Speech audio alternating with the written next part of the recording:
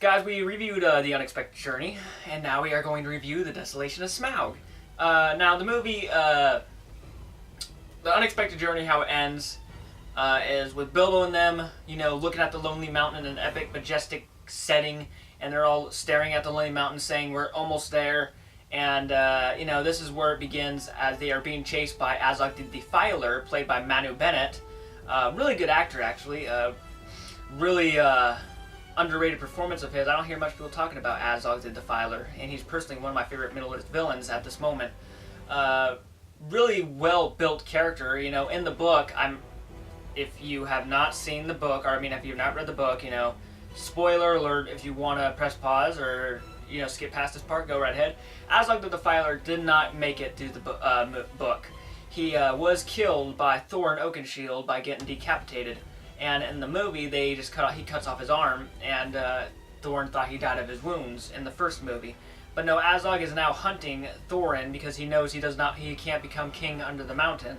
And this movie is really it tells you a lot more about Thorin Oakenshield. It really does. This movie has a lot to do with Thorin Oakenshield. If you've seen the extended edition, it really concentrates on the character of Thorin a lot.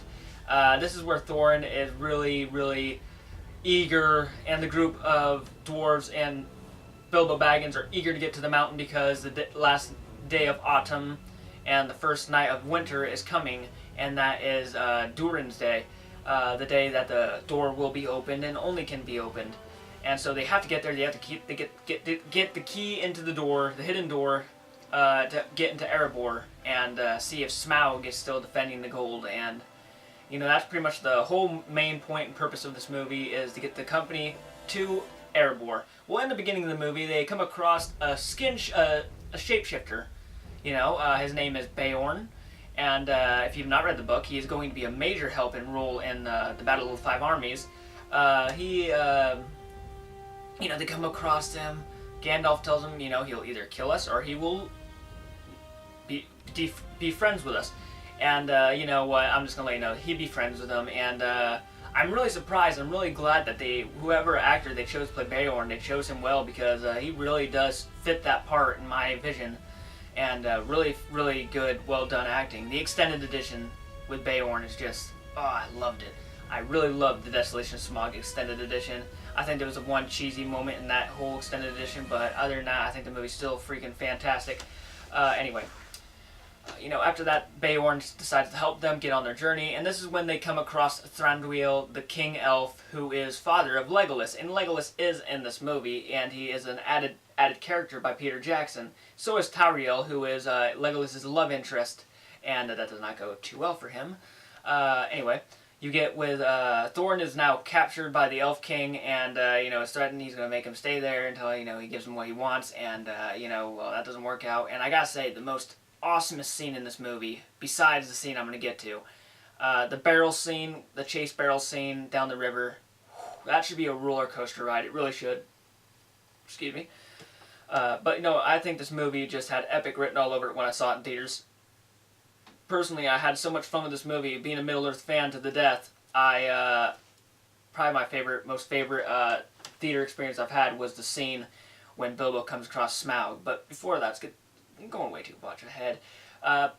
They escaped the elves, and Thranduil will play a big part in the Battle of the Five Armies, obviously. So we can't. He's played by Lee Pace, and as they escape, they make it to Lake Town, and they have a rebel there, Bard the bowman, played by Luke Evans.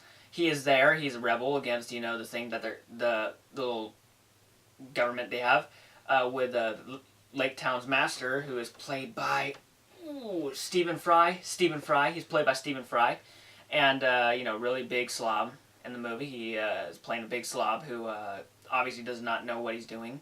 He's just taking rule. Terrible leader. We got him, and he is Bard is wanting to keep peace. He wants everything to be peaceful in Lake Town, though it's not. He wants to raise his kids in at least a decent society, and as Lake Town is not the greatest society, it's safe. It's a safe society, and he wants to remain it that way. And when he finds out these dwarves are wanting to go to Erebor and possibly wake a dragon who could possibly destroy them, I don't blame Bard the Bowman for kind of stepping up to the plate and telling Thorin, no, you're not going to you have no right, But obviously Thorin does not listen. He gets the wish from the Lake Town's master, and now he's off to Erebor. And I'm pretty much just describing the whole movie to you. There's a lot more to do with it. I'm not going to tell you everything about the movie, but I'm just getting the main points out. And then it comes off to, and then we come across, if they make it inside Erebor, and the Smaug scene in this film. And Smaug is voiced by Benedict Cumberbatch, who I believe was the right choice for that role. His voice is intense, and the motion capture performance he gives too. It's a dragon. It's a little bit more. But you could tell Benedict Cumberbatch had a blast playing this character. And yes, Smaug is a character. He talks. He has emotions. He has a character to him. And I'm not sure how long he's going to last in the Battle of the Five Armies. But I gotta say, if he lasts the whole movie, I wouldn't have a problem with it. But if he doesn't, I don't care. I still had a fun time watching him as he lasted. And I gotta say, the Smaug scene in this movie is iconic. I mean, in the book, it's the iconic scene where Bilbo and him have like a 20-minute conversation about how he's not a thief, and and they go back and forth. But the Desolation of Smaug is a step up due to the better pacing, the better storytelling. I think in The Unexpected Journey they had to pile so much into it, and that's where many people got mad, and I can see where they're coming from. But in this movie, it's well paced, it's well told in story mode. I mean, you got everything in this movie. You got awesome action sequences. Can some of it be cheesy once in a while? Yeah, of course, it's Middle Earth. It's all cheesy. It's not real, But I think it still does justice to J.R. Tolkien, though by now you need to get the fact to your head that this is more of a prequel to Lord of the Rings than anything. I mean, it has the Lord of the Rings tone coming more into this movie, and then I'm guaranteeing the Battle of the Five Armies is going to have a deeper Lord of the Rings tone. I mean, watching the trailer for the Battle of the Five Armies, that Lord of the Rings written all over it. You know what I mean? But I still gotta say, as trilogies go, this one so far has not disappointed me. This one is my favorite movie of the year 2013, and I'm going to give The Desolation of Smaug an A+. I think it's just an awesome movie. So guys, comment down below, what is your favorite scene in The Desolation of Smaug, if you've seen Desolation of Smaug, and if you had to make your own Hobbit movie, and you had to cast a voice actor for Smaug, who would you choose to play Smaug? Guys, thanks for watching.